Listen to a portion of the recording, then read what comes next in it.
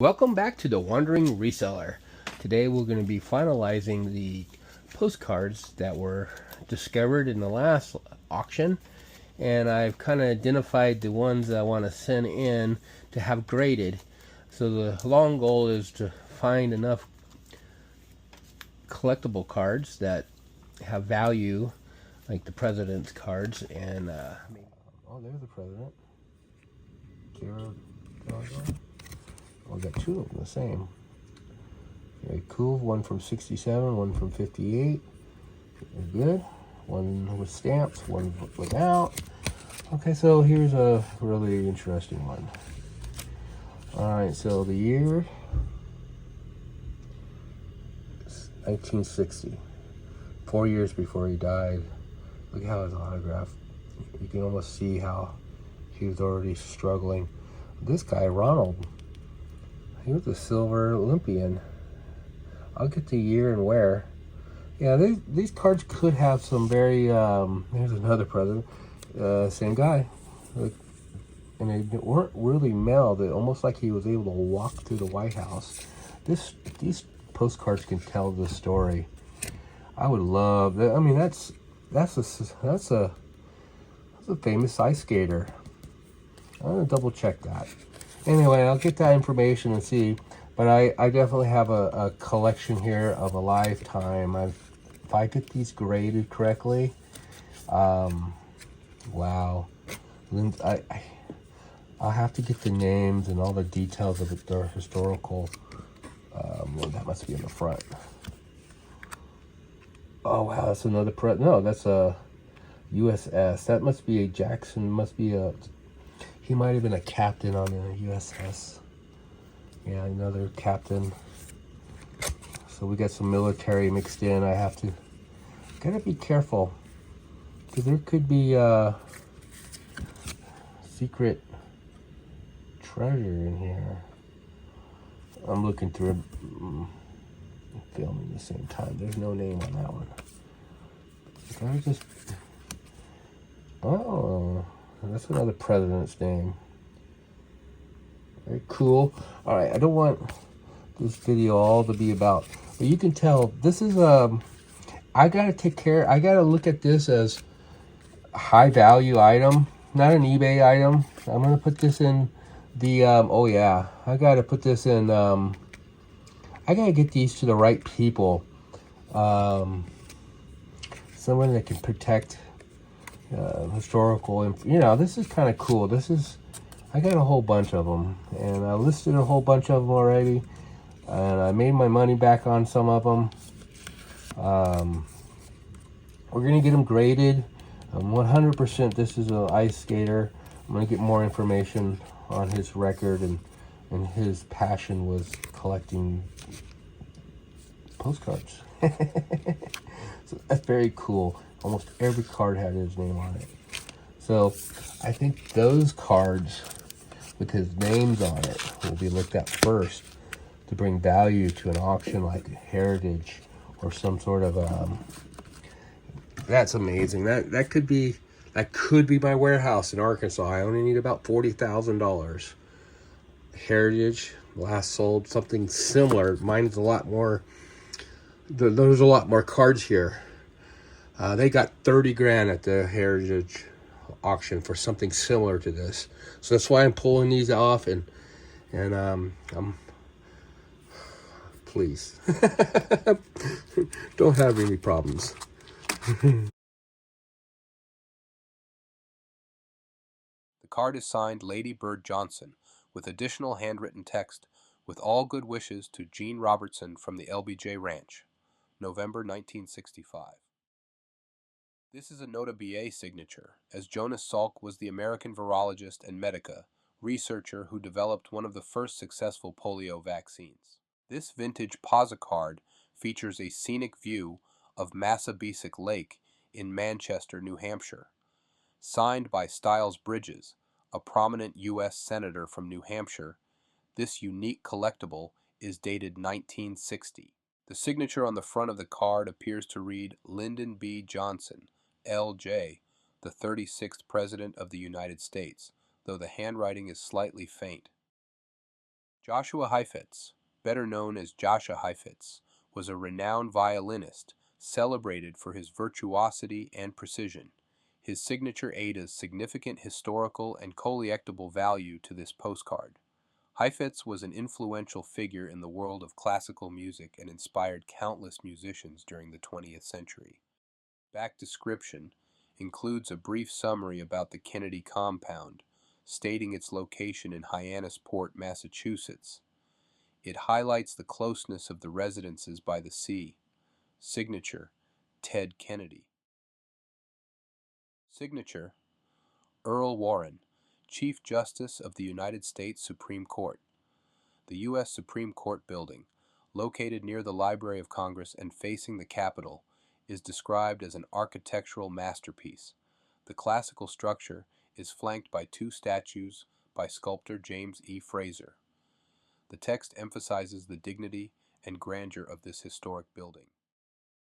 The signature on the back of the postcard reads, Herbert Hoover, the 31st President of the United States, serving from 1929 to 1933.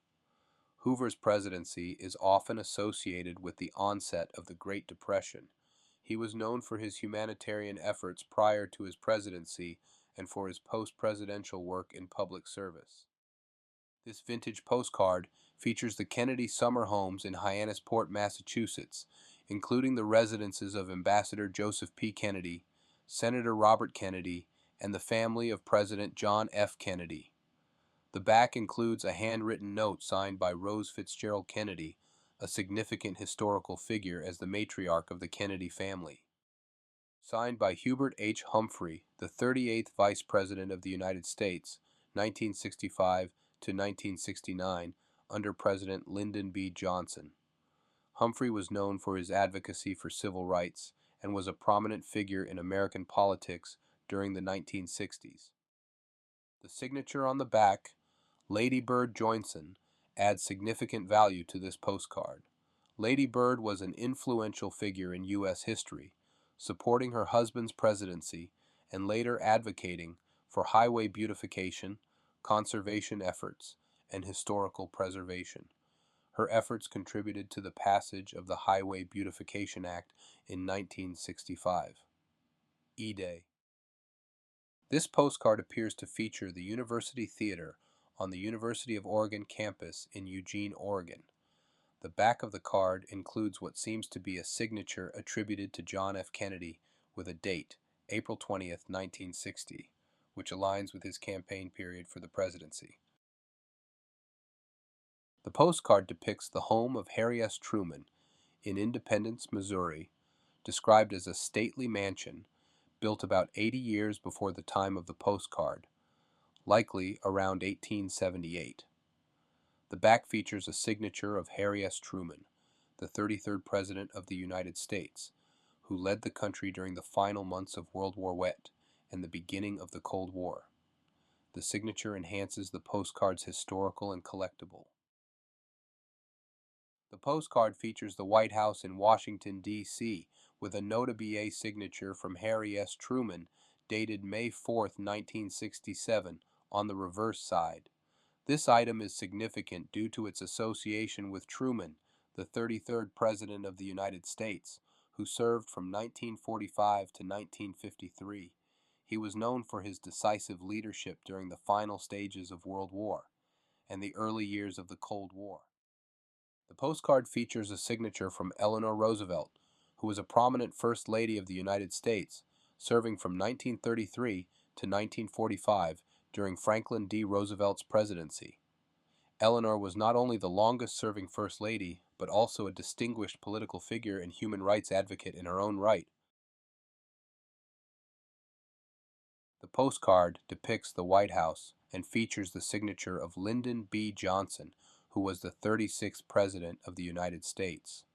Johnson became president following the assassination of John F. Kennedy in 1963 and is known for his ambitious legislative program, the Great Society, which aimed to eliminate poverty and racial injustice. This postcard, signed to Ronald Robertson, Good Luck, Bill Proxmire, features the replica of Solomon Juneau's log cabin in Juneau Park, Milwaukee, Wisconsin. Solomon Juneau was the first mayor of Milwaukee and an important figure in the city's founding history. William Proxmire, 1915 to 2005, was a long-serving U.S. Senator from Wisconsin. The back of the postcard features the signature of John V. Lindsay, 1921 to 2000, a prominent American politician who served as the mayor of New York City from 1966 to 1973. Lindsay was known for his efforts to improve race relations and urban policies during a turbulent period in the city's history. Before his mayoralty, he represented New York's 17th Congressional District in the U.S. House of Representatives.